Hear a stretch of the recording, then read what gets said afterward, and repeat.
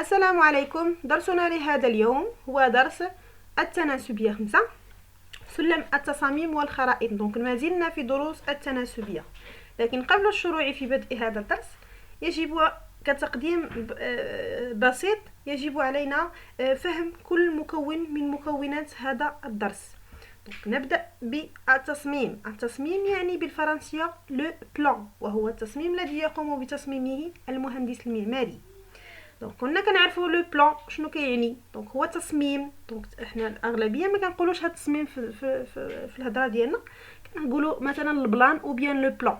دونك هذا التصميم قليل فين كنسمعوها، غالبا كنسمعوها غير في الكتب وفي هذا مفهوم. دونك هذا التصميم هو اللي كيعطيه لنا المهندس المعماري، مثلا كتصميم المنزل ديالنا واخا. دونك ديجا كنظن باللي المهم اغلبيه فيكم يقدر يكون شايف شي تصميم ديال شي حاجه. داكوغ. عندي الخرائط كذلك. الخريطة أو الخارطة هي صورة هيئة الأرض أو جزء منها واخا. غالبا تدرس لكم هذا المفهوم يدرس لكم في مكون الجغرافيا. الجغرافيا راه ديجا عندكم مجموعة ديال الخرائط تما اللي كنتو ديجا تعرفتوا عليها. ملي كنهضر على التصميم أو الخرائط دونك ما نقدرش نهضر عليهم الا ما عنديش واحد السلم مثلا واخا. دونك السلم شنو كنعني بهذا السلم؟ هو عدد كسري يكون دائما بسطه واحد. ناخذ كمثال 1/100,000. دونك شوفوا معايا الله يرضي عليكم، ركزوا معايا مزيان. بالنسبه لهذا السلم هذا بسطه دائما يكون هو واحد. 1/100,000 خدينا كمثال. واحد ماذا تمثل المسافه على الخريطه بالسنتيمتر. 100,000 ماذا تمثل كذلك؟ تمثل المسافه الحقيقيه بالسنتيمتر. هنا ماذا شنو كنعني به هاد 1/100,000؟ هاد واحد يعني في الخريطه الا عندك مثلا سنتيم واحد، ففي الواقع في الحقيقه هذيك 1 سنتيمتر راه هي 100 سنتيمتر. يعني واحد الطول ديال واحد المسافه اللي هو 100 سنتيمتر غنمثلو على واحد الخريطه ب 1 سنتيمتر. داكوغ. دونك كل 1 سنتيمتر على الخريطه تمثل ليا 100 سنتيمتر على في الحقيقه. داكوغ. دونك هذا ما كيعني بالسلم. دونك غتفهموا اكثر الا تبعتوا معايا في الوضعيه المقترحه رقم 1. اذا علمت ان الطول الحقيقي لطريق سيار هو 200 كيلومتر، احسب طوله على الخريطه ذات السلم 1/5 ملايين.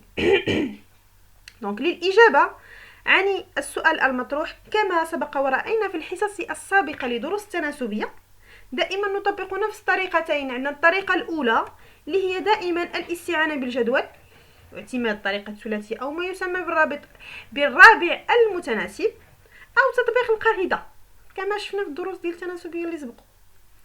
دونك الطريقه اللي تسلكم فيها مزيان الى حافظين القاعده لا باس اننا نطبق القاعده بشكل اسرع. سينو انني كنعتمد هذا الجدول وكنستخدم الطريقه الثلاثيه او ما يسمى بالرابع المتناسب.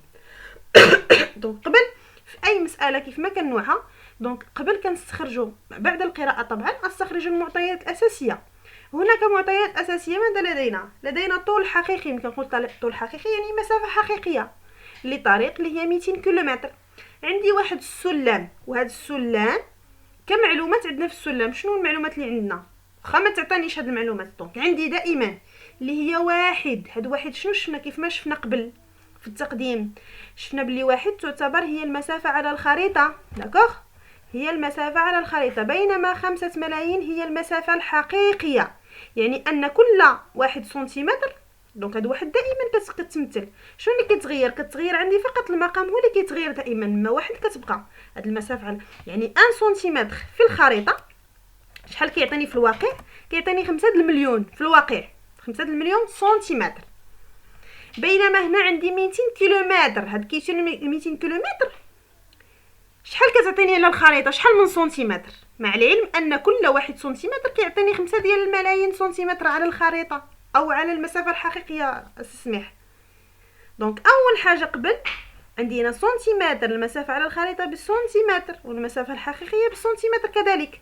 دونك ما يمكنليش انا مثلا نهز 200 كيلومتر ونحطها في خانه هنايا 200 نيشان 200 كيلومتر. دونك ضروري ما خصني نحولها الى السنتيمتر. داكوغ. 200 كيلومتر اللي كتعطيني 20 مليون سنتيمتر.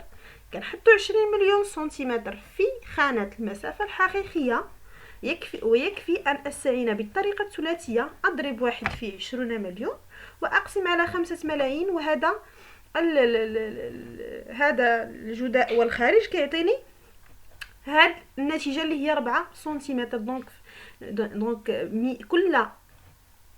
كل 200 كيلومتر او بيان 20 مليون سنتيمتر كتعطيني 4 سنتيم. الا تقدروا تحسبوا الى ان 4 دونك 1 سنتيمتر كيعطيني 5 المليون سنتيمتر في الحقيقه، ياك؟